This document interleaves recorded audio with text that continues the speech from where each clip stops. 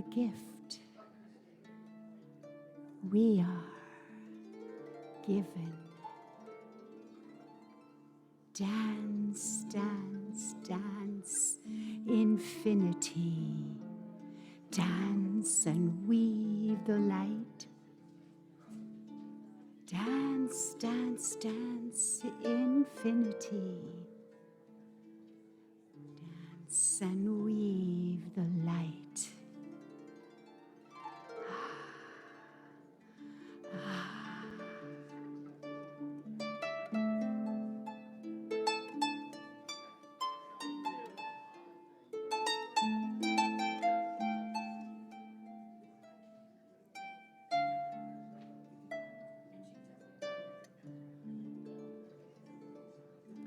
Dance, dance, dance, infinity. Dance and spread the light. Dance, dance, dance in infinity. Dance and being the light.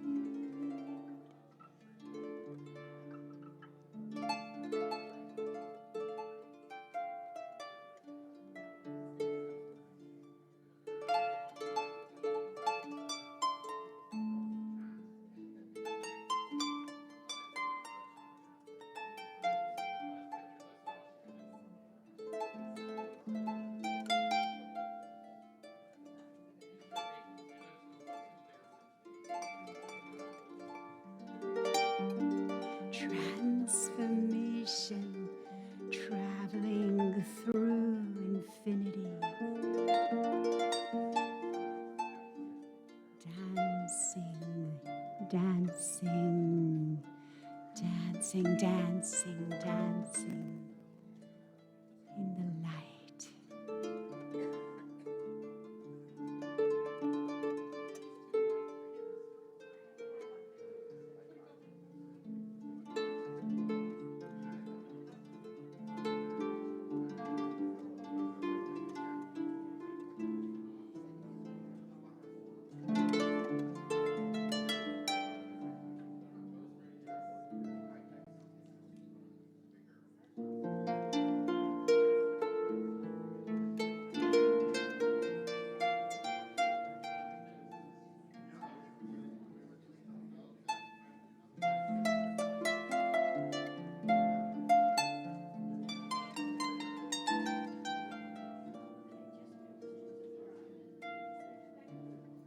Dance, dance, dance, the light, infinity.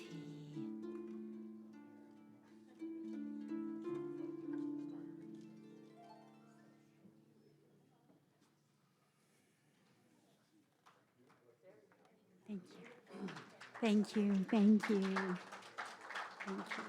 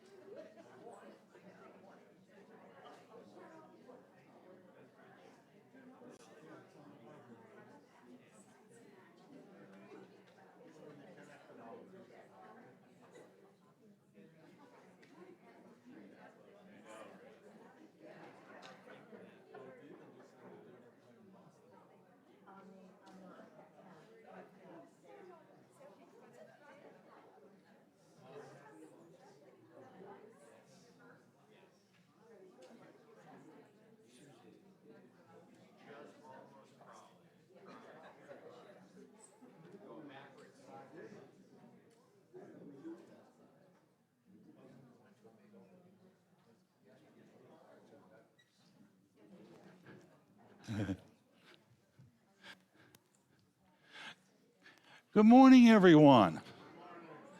Welcome to the Center for Spiritual Living of St. Augustine, Florida. You're very welcome to be here this morning. You know, each Sunday I always start off with a simple request, and that is to leave all your troubles, your fears, your would-haves, your should-haves, your could-haves, to leave all that stuff outside. And the next 45 minutes or so, unless I get on a real roll here, to open up an avenue of spirit possibilities. And what are spirit possibilities? Whether for more love, more joy, more happiness, more friendship, more dance, more music, more great food, all those things in life that make us feel alive. Because that's what Spirit, God is doing through you and through me, showing up in the physical, recognizing itself through our love, our joy, and our laughter. So know you're in a great place this morning, and Spirit is going to recognize and reward you abundantly. You're going to find a significant healing in your life because you've been here. You're going to have a blessing. You're going to have a joy. You may even have some laughter. Something good is going to happen because you spent this time this morning not focusing on your troubles, but opening up a possibility for Spirit to rain down blessings upon you. So your day is going to serve you well. Well, we have a couple of announcements, and to get those going, I've got Tina Danielson is coming up. The lovely Tina Danielson. Listen, I feel like Pat Sajak with, what's the woman on Pat Sajak? Vanna White, yeah, the Vanna White of Science of Mind. There you go, Tina. All right, I kind of got roped into this. Thank you very much, Ken. But I am up here to encourage you to look into the announcement for the St. Augustine Metaphysical Fair. This is a fundraiser for the center. It is going on September 17th here at the center. And we've got several people in charge of different committees so far. Mike's taking care of lining up people to do all the facility stuff. Fran's helping out with all the entrance work and bringing in the money and whatnot. Joy's helping out with all the finances, and she doesn't want help on that side. So too many people with a bank account was not a good idea. But then I am in charge of recruiting the vendors, communicating with the vendors, et cetera. So we've got, I don't know how many, we've got 18 to 20 different metaphysical vendors coming, some of them with sales, some of them with readers, some of them with spirit drawings. It's a variety of things. They're going to be doing presentations in one room, and then they're going to be doing readings and sales in this room. So go on your Facebook page for CSL and go to your share button and share it to your social medias because we need to get the advertising out. Now, we also need a couple of committee heads. We're going to make the most of this event. So what we'd like to do is anybody in the congregation who has items for sale, art, jewelry, candles, other items, if we could have you volunteer to set up a sidewalk sale out front. We're not going to charge you for using the space, just maybe a donation. Mm-hmm. But you could have people coming in for the event as clients and sell your wares out front, but it would also be an extra draw for the event. We need a committee head for that, somebody that's interested in arts and crafts and sales things, and then you could get hold of them. So if anybody's interested, let me know. We also want to provide food and drink to people to keep them here and keep them busy because it runs from 10 to 4:30. So we would like a committee head for running the bake sale. And then from there, you guys can figure out who you want to recruit, the women's group or whatnot, to donate things to sell. And we'll also would just be buying things like water and chips and whatnot to have at the sale table. So, yes, there's going to be flyers out on the table out here as of next week. And you can grab flyers and post them around at different marketplace, businesses, yoga studios, health facilities, wherever you go. The more we can get the word out, the more people we can get in. and then we'll keep our vendors happy, and we can maybe do this again. So let me know if anyone is interested, or you can get hold of Ken and he can get the information to me. Also get the social media out there and plan on coming to the event yourself. Thank you, Gina. Did I miss anything? I think that's it. Yes, thank you. So there's a lot of stuff going on here. One thing I want to be sure to mention is our collecting of school supplies for underserved kids. There's a flyer outside that lets you know what we need to buy. And so here's the practice that we want to do. Buy those items, put them in a prominent place in your house, and do prayer work over those items. See that kid getting a blessing from getting these supplies. I'm told that oftentimes these supplies are the only new things these kids will get all year. See them not only blessing the kids, the parents, the teachers, the whole community. Bring them in, and we'll continue to do prayer work with them. So get your school supplies, bring them in. I think we've got another week or so, but go ahead and get them here. We also have the Mystics class, and I think they have decided on the book. Linda, you were going to tell me the book? Enduring Lives. And the Mystic class is?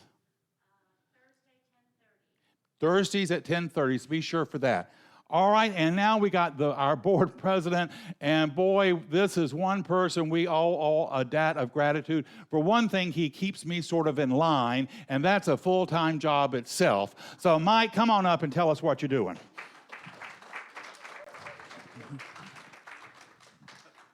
Thank you, Ken. I'm just here to remind people that at 4 p.m. today, we're going to have a bash. We're having a party. 10 years Reverend Ken has been with us here at the Center for Spiritual Living. All right? So we have all sorts. I didn't have gray hair 10 years ago. That's how you can tell I've been here that long. We have all sorts of food, thanks to Pat and Carolyn. And I will also say, if you haven't responded yet, it's not too late.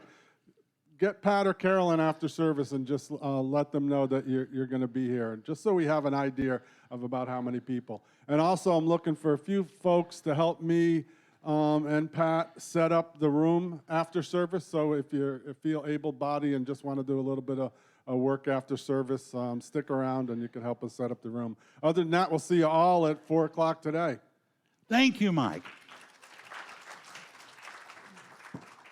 So to get our service going, we have my wonderful friend DeLuna coming up and playing some harp music for us. DeLuna.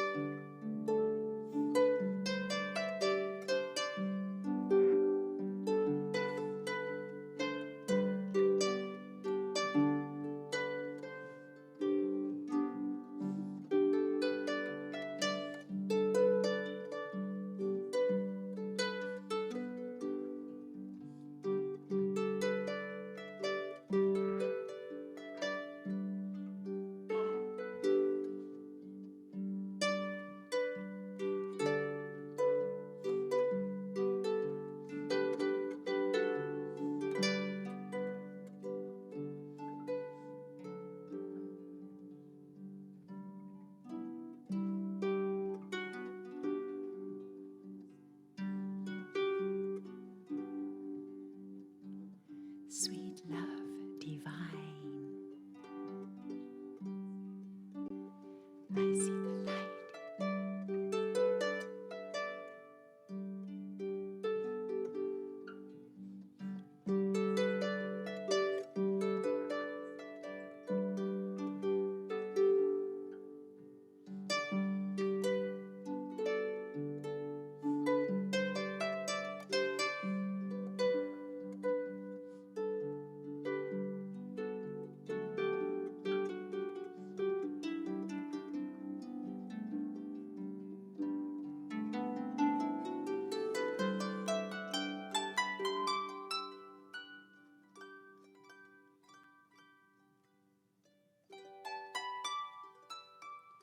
I see the light in you.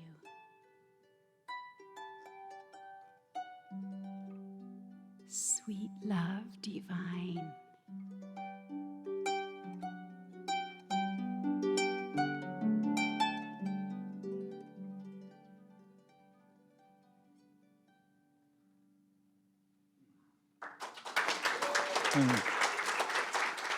Thank you, Dean.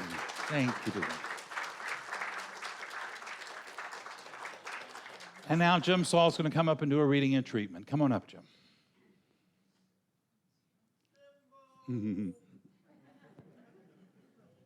Thank you, Ray.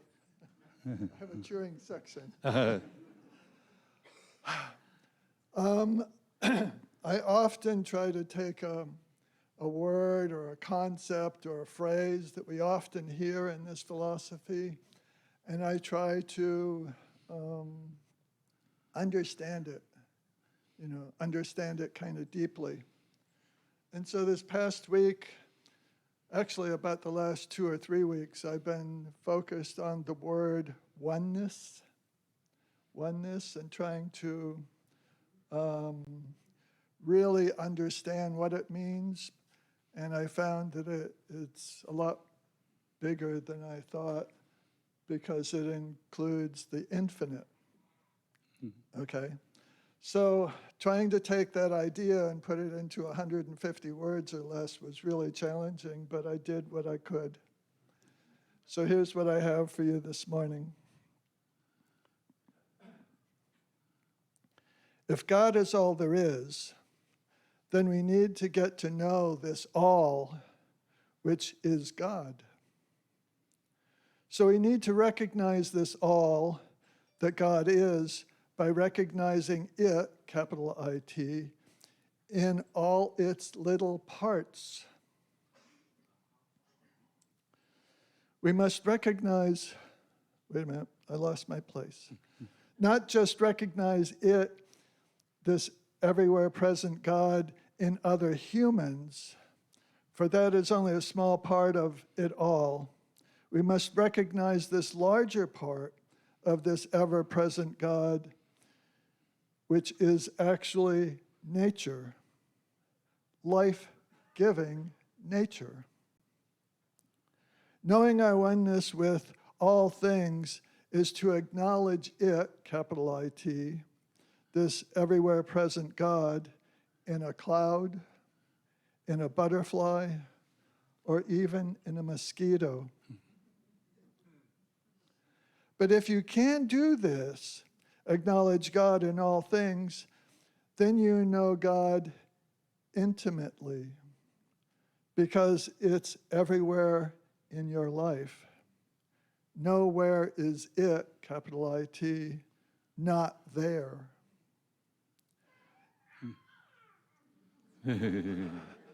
I love it. Knowing and feeling our oneness with it all is, in my opinion, enlightenment. So let's take that concept and go into our morning prayer. Take a deep breath. And just for a minute, just for 10 seconds, embrace the silence.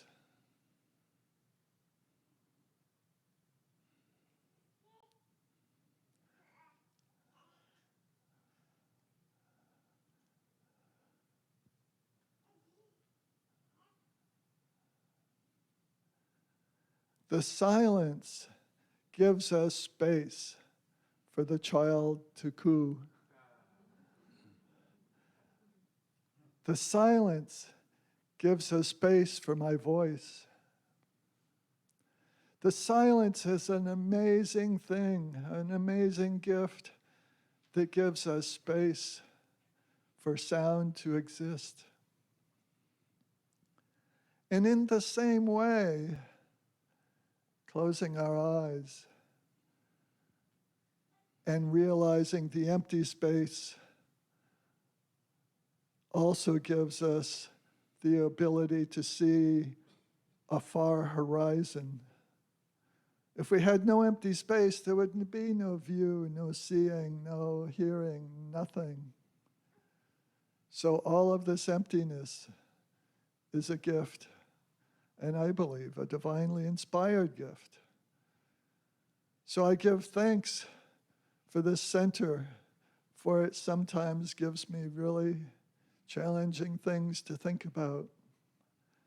And I know that this week, maybe you'll be inspired to consider what it feels like to be one with all that is. I give thanks for Ken, for his message today, and for the baby that coos and lets us know that it's happy. I give thanks for it all, simply and easily by saying, and so it is. Thank you. Thank you, Jim.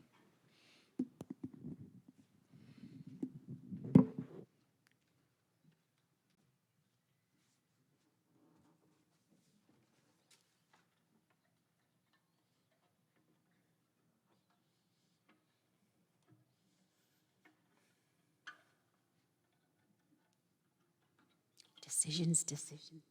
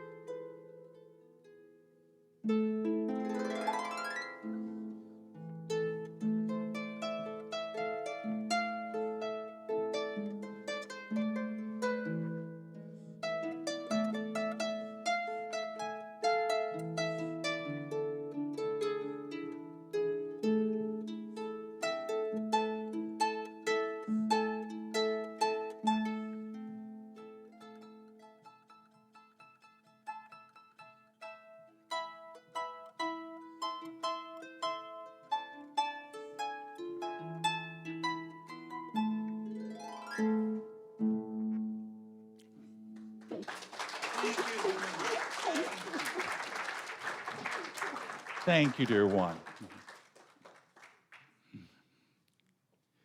My talk title today is Great Expectations, Great Expectations. And of course, this is the 10th anniversary of me being here in St. Augustine. And thank you. And there have been lots of challenges and many miracles along the way. I remember the first talk I gave, and it was entitled New Beginnings. And I look back and think about what my ideas were at that time 10 years ago and my expectations of what this center, how it was going to unfold and how my ministry here was going to unfold. And I think of the scene in a wonderful movie that I love. It's called Brother, Where Art Thou? A Coen's brother movie. George Clooney is a chain gang escapee, and he's very concerned about his hairdo the whole time in it, making sure he's got the right cream and hair nets to put in it. And there's a scene where they've just escaped, the three of them have just escaped the chain gang, and they're running off from the sheriff and his hounds, and they get to a railroad track, and in the distance, they hear the sound, the squeaking sound of a hand-pumped railroad car coming their way. And when it gets there, it's by this old gentleman who's pumping the railroad car, and he's blind. And so they ask him, he says, "Can we come aboard?" And he says, "Sure, come aboard." And he turns out to be a seer. And he predicts for them their future. He doesn't predict, he tells them their future. And he tells them, the fortune you seek is not the fortune you'll find.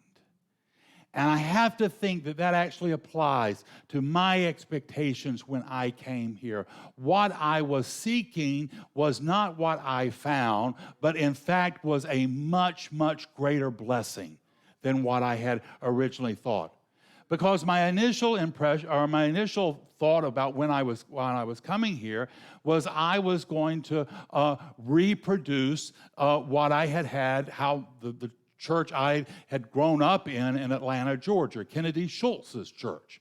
That's what I had known. That's how I got my training. It was a big, huge, successful church in downtown Atlanta at rich auditorium, 700 people. So I was just hoping if I could duplicate something that he had done, that would be my success.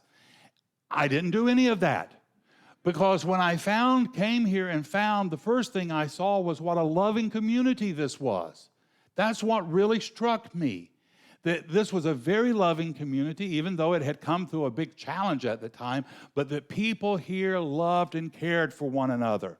And that really impressed me, because that was not what I had experienced in Atlanta at all. Kennedy Schultz was somebody who could just smack you upside the head with his brilliance and intelligence, but he was about as lovable as a cactus. You weren't going to get anywhere near him because, A, you were scared of him. So he didn't have that. But I saw that here, and I thought, this is really amazing, and this can really help people. And in 10 years, I'm still amazed at it. And I still really relish the idea that people can come to this community and feel connected. They can come here and know this is a place where you're going to leave inspired and encouraged. This is a place where you can come and lay your burdens down for a bit. And we all need that place of respite right now. The other thing that happened almost immediately when I got here, within a couple of months when I arrived here, was that Rabbi Fred Raskin of Temple Bat Yam called me up and asked me would I be interested in doing some interfaith work. Well, at Atlanta, at the New Thought Church, we had none of that. But I got involved with Rabbi Fred and Hunter Camp down at Memorial Presbyterian, and soon we had a lot of interfaith. We were really involved in interfaith work.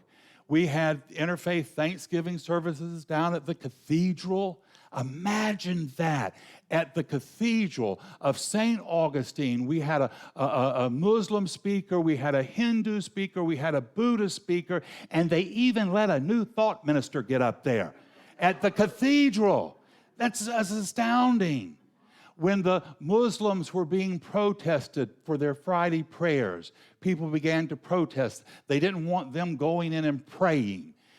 the interfaith group stood up and said, we'll stand between you and the people who are protesting you. And that's what we did. And eventually we negotiated a resolve to that issue.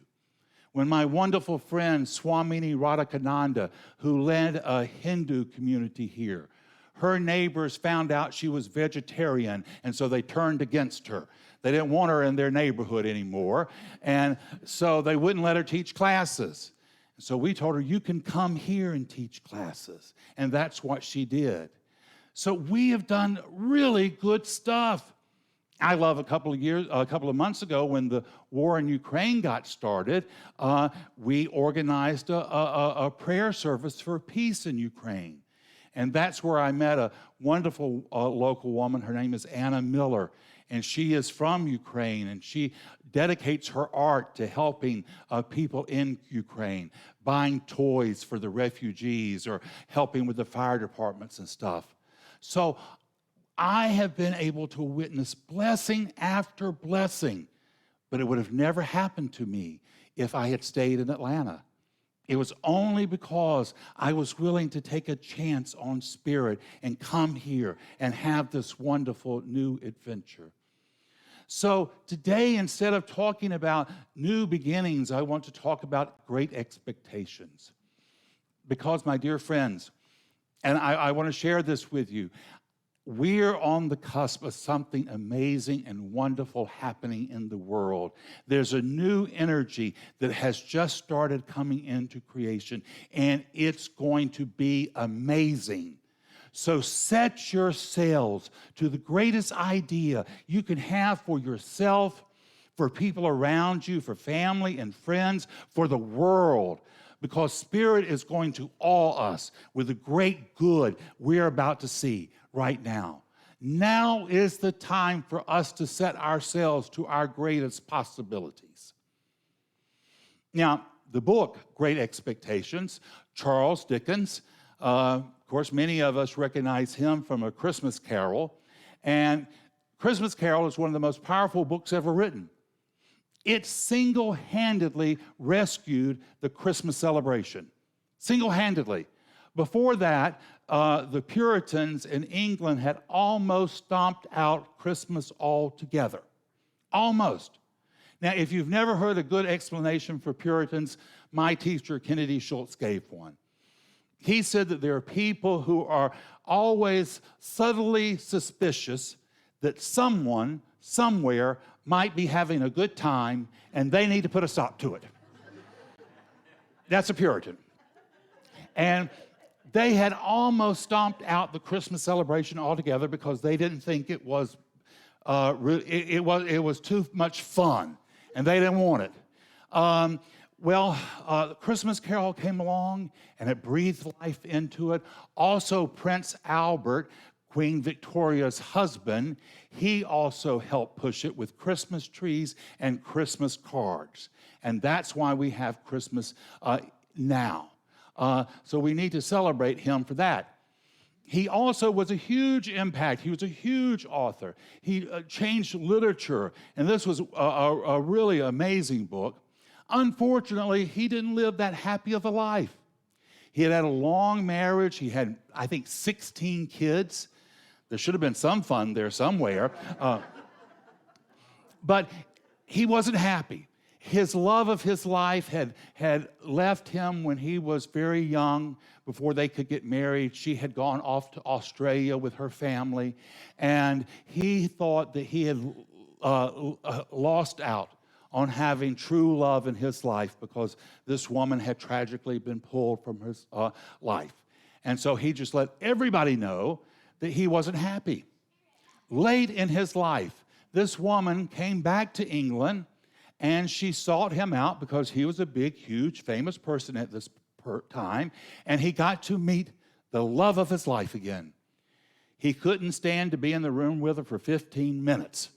She had changed so much. Now, here's an interesting thing.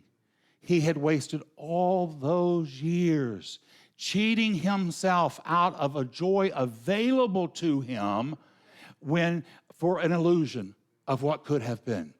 What could have been. So Great Expectations. The main character in Great Expectations is Pip, and he's on a journey of self-improvement. It's really the theme of this book, self-improvement. He says, of all the swindlers upon the earth, none are more damaging than the self-swindler. And with such pretenses have I cheated myself. The self-swindlers. And how do we cheat ourselves? We cheat ourselves by not recognizing who we are and whose we are. That we are children of the Most High. That we have a power with us that is urging us on to create the best life possible. Urging us on to hold and to believe in and to work towards great expectations for ourselves, for each other, for the world. And Pip does exactly that, and the universe responds to him, and that's exactly what we teach. We teach if you will hold on to your best ideas for yourself, if you will work towards them, if you will encourage others, that it's law, it will show up in your life. Now, we want to have great expectations, both large and small. Don't have just the one. You know, people will come to me and, I want to win the lottery. Or I want Lucy to come back in my life. No, you've got to have several. And you've got to have several for your health. You've got to have big and small ones for your wealth, for your love, for your joy, your laughter. You want to have as many as you can. And when you get tired of doing them for yourself, throw them out for people you love. Throw them out for your neighbors. Throw them out for the world. Throw them out for everyone. You want to become a resource of God's good right where you are. And make sure it's something that you can believe in, that you can put your energy in, that you can work on. You want to be able to be something that you can see in reality. And then when you get to that point, just turn it over to God. Turn it over to Spirit. I'm not in charge of the whole universe. So I do what I can, and then Spirit's got to step up and do its part. And you can do the same. Turn it over to Spirit, and then do the best you can with what you have. And when you see the tiniest bit of a change, a tiny bit of a miracle happening in your life, you shout, glory, glory. Now, don't do it in the middle of the cheese department over at Publix. They'll think your cheese buyers are a notorious little touchy crew. It's like a herd of chihuahuas. You don't want to spook them any. But shout glory. See the good in your life. Look for the good. And if you see somebody else getting it, you bless them too. If you see somebody else getting it, bless them too. There's a house in our neighborhood, and they've just put on a $50,000 Tesla roof. Every single shingle on that roof is a solar panel. $50,000. Well, I'm not spending $50,000 on a roof unless it fixes me coffee and brings it to me in bed. But I'm glad they're doing it. What a miracle of technology. So bless the good you see, even if it's happening for somebody you don't think deserves it. That's none of your business. You bless them, because if you have 1 ounce of resentment to anyone, you're blocking every bit of good coming to you. So bless when you see good happening in your life. Dr. Holmes, the founder of our teaching, he said, the kingdom of God, the glory of God is here and now, and I am a part of it. I am part of the glory of God. And if I'm a part of the glory of God, then my expectations are also a part of the glory of God. And there is a way for them to manifest in my life if I will get my thinking out of my way. If I will get my limited negative thinking out of the way, there has to be a way for them to flow into my life. Dr. Holmes says, just rely on the law of love. He says, that's all you have to do. He says, if you rely on the law of love, he said, there won't be any stress. There won't be any strain. There won't be fear. And we can go forward with conviction and courage, seeing the best for ourselves and knowing it for others. Knowing it for others. Now, this power that we use for good, it also can work for things that are not so good. Just as you can put your car in drive and move forward, you can put it in reverse, and you will have just as much energy to move backwards. So will this power. If you choose to believe in the negative expectations, you will receive those as well. And I have a personal opinion that actually it's easier to manifest the negative than the positive because we believe in the negative so completely. We think we deserve it. Why not change that thinking? Why not take a chance? Why not give a mustard seed's worth of faith towards your better possibilities? And what are a mustard seeds of faith? It's just enough faith to do the work. It's just enough faith to say the prayer. That's all you need.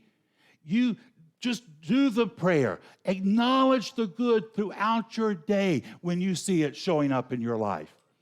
I love a Jewish tradition. They say that before you put your feet on the floor in the morning, you start giving gratitude to God for your life.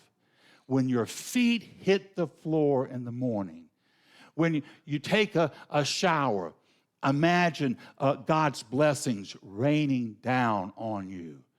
When you're out having fun with family and friends and you're laughing so hard you can barely catch your breath, say, "This is to the glory of God." You enjoying your life, you loving people in your life, you doing what you can to make the best life possible. This is the glory of God made manifest through you, and it's what you've come to do, and we can do this. So decree and declare the best for yourself and the world. See the world working out. See sisterhood and brotherhood joining together and making a new world of peace and prosperity. You know, when the Hebrews got to the walls of Jericho, they didn't think they were going to be able to get past to the promised land. But what did they do? They sent out the musicians. They went out in praise, and they circled the walls of Jericho, and those walls came tumbling down. Too many of us have walls of despair. Too many of us have walls of anger and fear and resentment that are keeping us from the promised land of our better knowing. But we can send those walls tumbling down. We can shake off the shackles of fear and despair and move on to a promised land of our greater good. Spirit is calling us on to do just that. Dr. Holmes, he says, we have been told we should fast and pray. Fast and pray. You can tell I never really took that advice. But he said, fast from negativity. That's what he said to do. Fast from negativity. He actually said, fast from entertaining negativity. Because you can't always, there's going to be negativity in life. You go to the doctor's office, what do? They have a television up there projecting all the horrible diseases you can get and come back to see them. You can't help sit there and not think about that for a moment, but don't entertain it. Don't give it any more energy. Lift your eyes up to a better knowing. He said that true fasting is a determination not to think of the negative, fast from the idea of lack, and feast on the idea of abundance. Feast on the idea of love, on the idea of joy, health, and prosperity. We live in a radiant joy, a divine love, and a perfect knowing. We're not on this journey alone. We have the architect of the universe with us, willing to commit to build our best expectations. But we've got to have faith. We've got to have trust. We've got to believe that we are deserving of that great good. It's not a matter of Spirit's willingness. It's entirely a matter of our being able to accept it and to believe in it and to move on it. It's what we've come to do. And you can't put this off till tomorrow. You can't put this off until Putin comes to his senses and stops that stupid war. You can't do it until wait until inflation is solved. Here, now, as you are, you have to proclaim the power and goodness of God flowing through you, that you deserve to live a life of goodness, of wholeness, of health and prosperity. You are here to shine forth the brilliance of Spirit's love, and you can do it. God has faith in you. It's never been disappointed by you for one moment. It called you by name from stardust so you could walk the stool. It believes in you, it has faith in you, and it is empowered to bring the very best it can to you. This is the truth in your life this morning. It's the truth in mine, and so it is.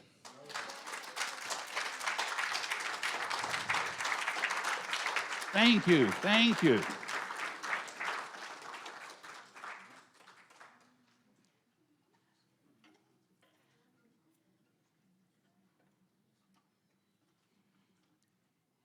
Suspense.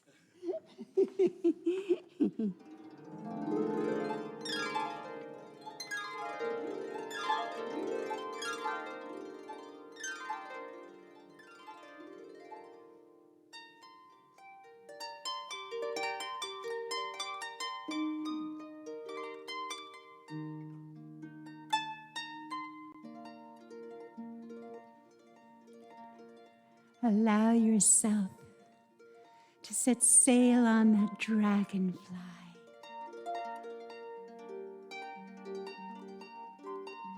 The freedom to soar in your magnificence and take flight from one vision to the next. Explore the many nuances of your glory, of this glorious life.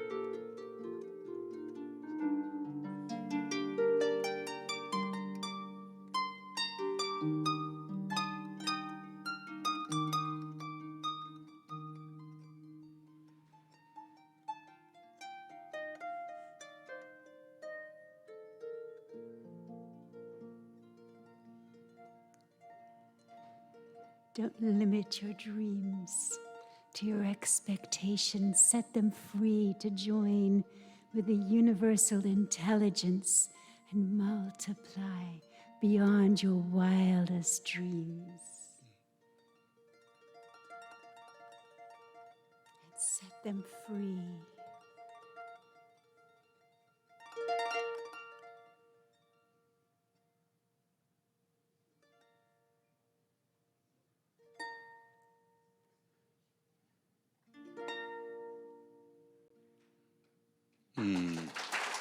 Thank you, Delina. Stay up here and we'll play during the offering. All right. So now we come to where we support our center, time where we support our center, and we do this in several ways. We do it in consciousness. That is, you can do prayer work for our center, see us getting back to our full congregation that we used to have before COVID. You can financially support us. That's very wonderful, too. And you can volunteer to support us. We're always need volunteer support. So however you choose to support us, know that it's going to help you. It will expand in your life, and you will be multiplied, blessed in multiple ways. But however you choose to do it, if you will take it on your hand and place it over your heart and read with me our affirmation of prosperity. I live in a universe of abundance. As I freely and joyfully give, I join in the divine flow, and all I share with life returns to me multiplied abundantly. And if the ushers will step down, and Deluna, do you have something you can play for us? Yes. Oops, I think so. Let's see.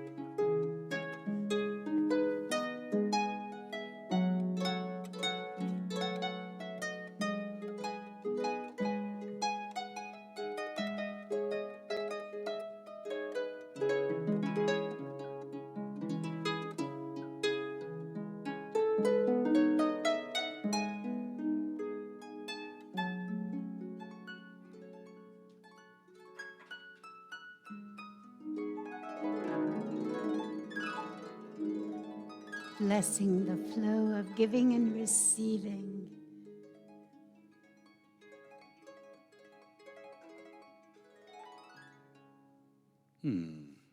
Thank you, Deluna. Thank you very much, my friend. Thank you. Thank you, Karen. And thank you for your offerings, your blessing. Your support is allowing this center to grow and thrive, to become that wonderful bright light of hope and love and inspiration, to send a signal of compassion to a world in need. So your support is doing good and powerful work, and it's going to return to you multiplied abundantly. And together we say, and so it is.